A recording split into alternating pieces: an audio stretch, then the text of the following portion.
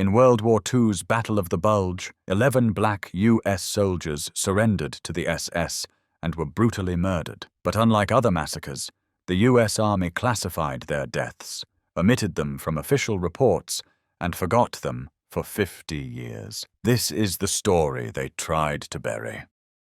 11 men sat around a Belgian farmer's kitchen table on December 17, 1944, warming their frozen hands on cups of hot coffee. They had walked 10 miles through waist-deep snow to reach this tiny hamlet. For the first time in 30 hours, they felt safe. Within 3 hours, all 11 would be dead in a nearby field, their bodies bearing injuries so severe that American investigators would be ordered to photograph them as evidence of a war crime. This is the story the United States Army classified as secret, then filed away and nearly erased from history. The question isn't just what happened to these 11 black soldiers, it's why America chose to forget them. The 333rd Field Artillery Battalion landed at Utah Beach on June 29, 1944, just weeks after D-Day. While most Americans today remember the Tuskegee Airmen when they think of black soldiers in World War II,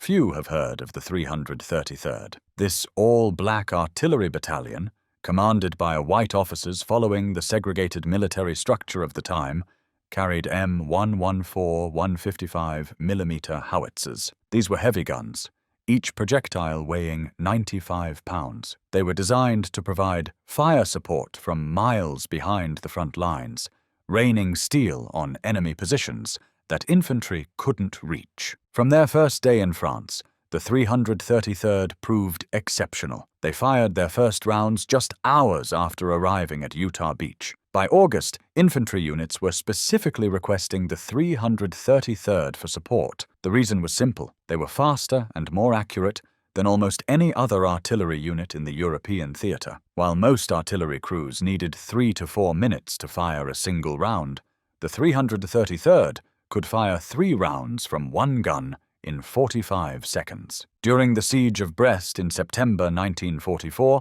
they fired 1,500 rounds in a 24-hour period. One battalion even captured a French village, an unusual feat for an artillery unit. At a time when less than 3% of men fighting in the US Army were African American, the soldiers of the 333rd were proving themselves in combat while still facing the racial hatred of their own country. They trained in South Carolina, where they weren't allowed in white establishments. They fought for democracy abroad while being denied basic dignity at home. And when they died, their country would treat their deaths differently than white soldiers who fell on the same battlefield, on the same day, to the same enemy. By October 1944, the 333rd had been fighting continuously for 4 months. They were assigned to what military planners called a quiet sector along the Belgian-German border, supporting the inexperienced 106th Infantry Division near the village of Schönberg.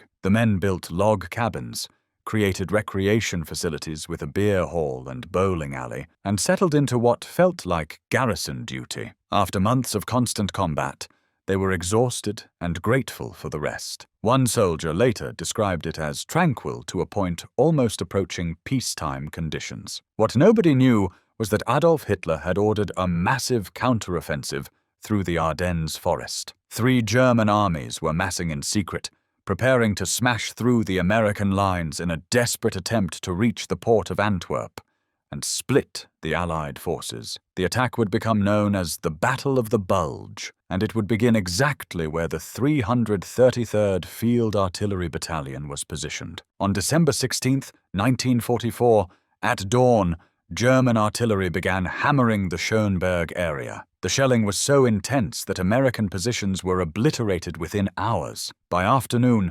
reports flooded in of rapid German infantry and armored advances. The 333rd was ordered to withdraw westward, but the artillery commander of the 106th Division made a fateful request. He asked that C Battery and Service Battery remain in position to provide covering fire for the retreating infantry. He assured them the main lines would hold, and they would be in no danger. He was catastrophically wrong. By the morning of December 17th, the Germans had captured Schönberg and controlled the bridge connecting to St. Vith. Service battery attempted to retreat through the village and drove straight into German armor and small arms fire. Many men were killed immediately. Those who weren't died in the fighting or were captured. During the chaos, as prisoners were being herded to the rear, an American aircraft strafed the column.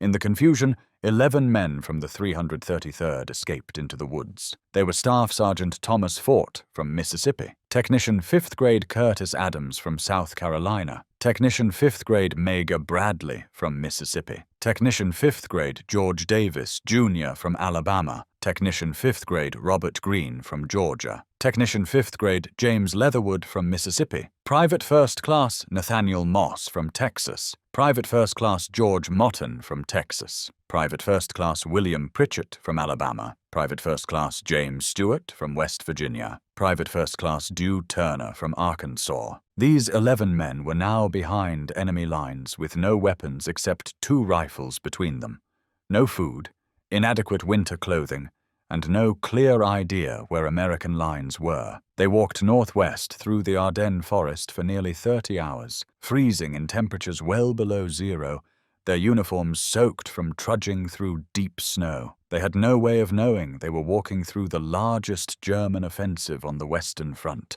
with hundreds of thousands of German troops flooding through the breach. At around 3 o'clock in the afternoon on December 17th, they approached the first house in a 9-house hamlet called Wereth. This tiny community had been part of Germany for hundreds of years until it was annexed by Belgium after World War I. Many residents still spoke German.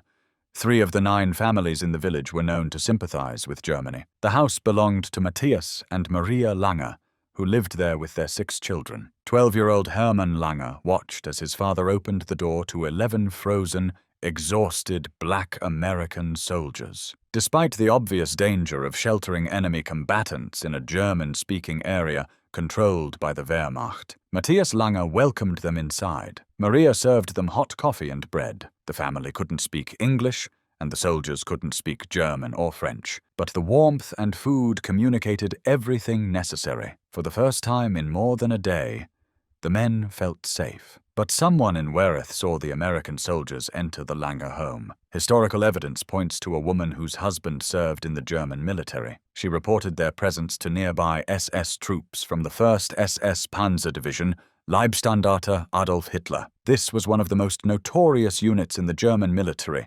responsible for multiple war crimes throughout the war. At approximately 4 p.m., a German patrol arrived at the Lange home. The 11 Americans, knowing resistance would be futile and would endanger the family that had sheltered them, walked outside with their hands raised and surrendered without resistance. Matthias Lange later recalled that the German officer told the family not to worry about the Americans being cold. Soon, he said, they would not be feeling anything. The SS soldiers forced the 11 men to sit in the freezing mud in front of a Schwimmwagen, a German amphibious vehicle. They sat there for approximately 3 hours, while the Germans decided their fate. Hermann Lange, watching from the house, never forgot the sight. Then, as darkness fell around 7 p.m., the Germans marched the prisoners about 900 yards from the hamlet into a cow pasture, far from where anyone in Wereth could see or hear what would happen next. Shortly after, residents reported hearing automatic gunfire, then silence. The next morning, some villagers went to look. What they found was so horrific that they immediately returned home and told no one. The Germans were still in the area, moving in and out constantly. Nobody knew who would win the battle.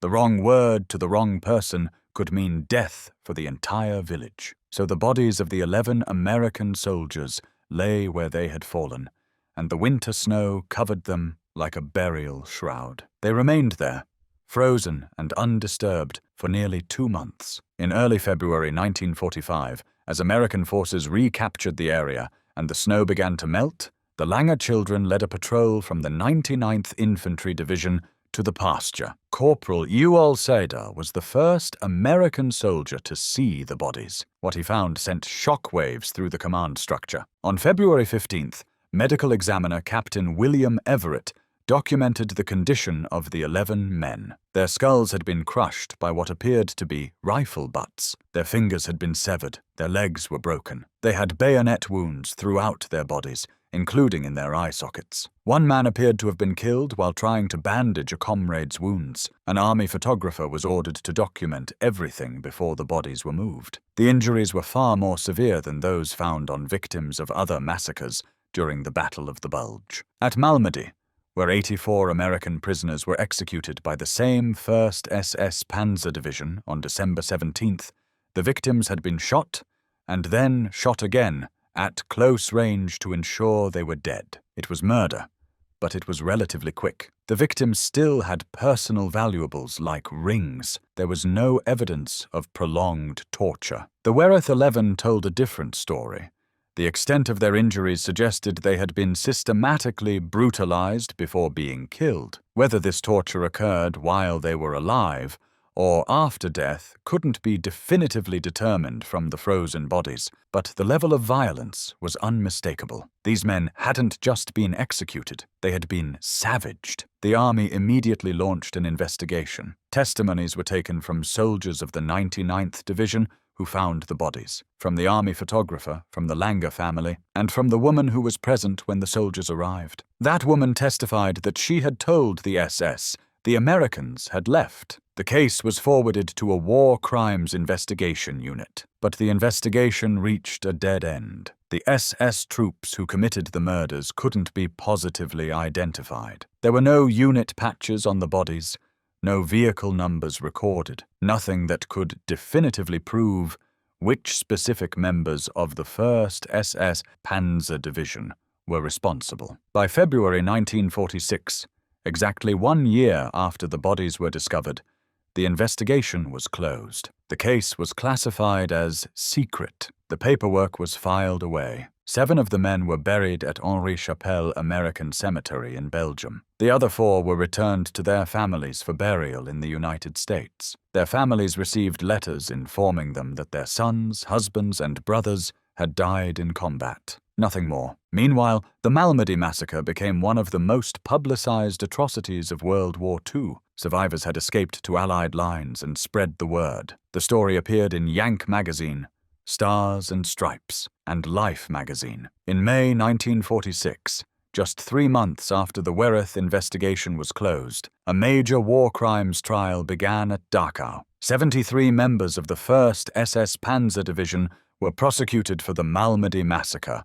and other killings. The highest-ranking defendant was SS General Sepp Dietrich. 43 men were sentenced to death by hanging. In 1949, a Senate Armed Services Committee compiled a comprehensive report on atrocities during the Battle of the Bulge. The report documented and investigated 12 incidents of Nazi troops massacring captured American soldiers and Belgian civilians. 12 incidents. The Wereth massacre wasn't among them. The murder of 11 black soldiers had been completely omitted. Why? The official explanation was that the War Crimes Investigation Unit had been unable to positively identify the perpetrators. But this explanation doesn't hold up to scrutiny. Many of the perpetrators at Malmedy were also never positively identified by unit patch or vehicle number. The difference was that at Malmedy, there were survivors who testified. At Wereth, there were no survivors, only 11 frozen bodies with injuries that told a story nobody wanted to hear. The uncomfortable truth is that these 11 men were forgotten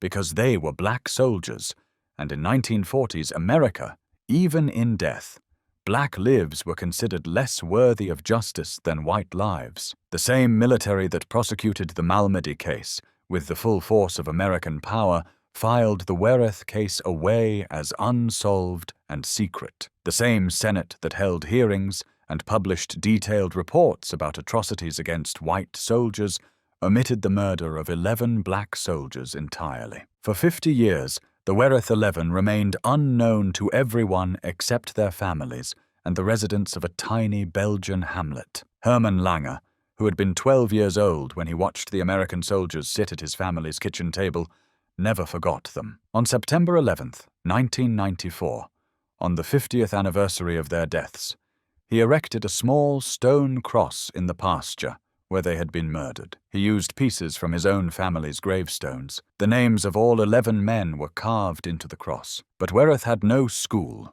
no store, no reason for anyone to visit. The memorial wasn't listed on any maps or battlefield guides. Even people actively looking for it had trouble finding it in the small, German-speaking community. The Wereth 11 remained invisible. Then, in 2001, 3 Belgian citizens, including Ada Ricken and the Langer family, began a grassroots campaign to create a proper memorial. They were joined by Dr. Norman Lichtenfeld, an orthopedic surgeon from Mobile, Alabama, whose father had fought in the Battle of the Bulge with the 106th Division. Dr. Lichtenfeld and the Belgian volunteers spent years raising funds. On May 23, 2004, 60 years after the massacre, a new memorial was formally dedicated at the site. It was, and remains, the only memorial specifically dedicated to African American soldiers of World War II in Europe. Road signs were finally posted. The Belgian Tourist Bureau began listing it in Battle of the Bulge brochures. The invisible soldiers were slowly becoming visible again. In 2006, the Worcester, Massachusetts chapter of Veterans of the Battle of the Bulge dedicated the first memorial to the Wereth 11 on United States soil at Winchendon Veterans Memorial Cemetery. In 2016, another memorial was erected in Miller Park, Bloomington, Illinois, with each soldier named. In Congress, representatives began introducing resolutions to officially recognize the Wereth 11. In 2013, Representatives Jim Gerlach and Chaka Fattah introduced House Concurrent Resolution 68, calling for formal recognition and urging the Senate Armed Services Committee to revise its 1949 report to include the Wereth Massacre. The resolution went nowhere. In 2016, Senator Joe Manchin of West Virginia, home state of James Stewart, one of the 11 men, introduced a Senate resolution recognizing their service and sacrifice. It passed the Senate. But congressional resolutions are symbolic. They don't change official historical records. They don't result in investigations. They're acknowledgments, nothing more. In 2017, House Concurrent Resolution 43 was introduced again with the same goal: official recognition and correction of the 1949 Senate report. Again, it died in committee. The pattern is clear. America has been willing to acknowledge that something terrible happened to these 11 men, but unwilling to do the harder work of investigating why their case was handled so differently from Malmedy, or why it took 50 years for anyone outside their families and one Belgian community to even know their names. The 333rd Field Artillery Battalion suffered more casualties during the Battle of the Bulge than any other artillery unit in the 8th Corps. 6 officers, including the battalion commander, and 222 enlisted men were killed or captured. The survivors were ordered to Bastogne, where they were incorporated into the 969 Field Artillery Battalion, another segregated black unit. Together, they provided fire support for the 101st Airborne Division during the Siege of Bastogne, one of the most famous stands in American military history. For their actions at Bastogne, the 969 Field Artillery Battalion received the Presidential Unit Citation, the highest award a military unit can receive. It was the first Presidential Unit Citation ever awarded to an African-American combat unit. The men of the 333rd who fought at Bastogne were among the most experienced artillerymen in the United States Army. They had proven themselves in combat from Normandy to the German border. When it mattered most, when the line was breaking and the situation was desperate, the army relied on them. But 11 of their comrades, who had fought just as bravely, who had escaped capture only to be betrayed and murdered, were erased from the historical record for half a century because they were black. Today, descendants of the Wereth 11 and Belgian citizens gather at the memorial each year on Memorial Day. The U.S. Army garrison Benelux in Belgium has adopted the graves of the 7 men buried at Henri Chapelle. The story has been told in documentaries and books. Battle of the Bulge guidebooks now include Wereth as a stop. Progress has been made, but the 1949 Senate report has never been officially corrected. The massacre of the Wereth 11 remains omitted from the official congressional record of Battle of the Bulge atrocities, and the perpetrators were never prosecuted. No one was ever held accountable for what happened in that frozen Belgian pasture on December 17, 1944. The contrast with Malmedy couldn't be starker. There, 84 men were murdered, and the world knew about it within days. Major war crimes trials followed. Detailed reports were published. The story was taught in military academies and history classes. The names Malmedy and Baucknes became synonymous with SS war crimes. At Wereth, 11 men were murdered with even greater brutality, and the world didn't know for 50 years. No trials, no reports, no justice, just silence. This isn't a story about Nazi war crimes. Those are well documented. This is a story about American injustice. It's about how the same military that prosecuted German war criminals with righteous fury looked at 11 murdered black soldiers and decided their deaths weren't worth investigating thoroughly. It's about how the Senate held extensive hearings about massacres of white soldiers, but omitted the massacre of black soldiers from its official report. It's about how America treated its own soldiers differently in death, based on the color of their skin. The 11 men who sat around that Belgian farmer's table on December 17, 1944, died twice. Once in a frozen field at the hands of SS soldiers who saw them as racially inferior, and once more in the decades of silence that followed, when their own country treated their sacrifice as less worthy of recognition, investigation, and justice than the sacrifice of white soldiers who died on the same day, in the same battle,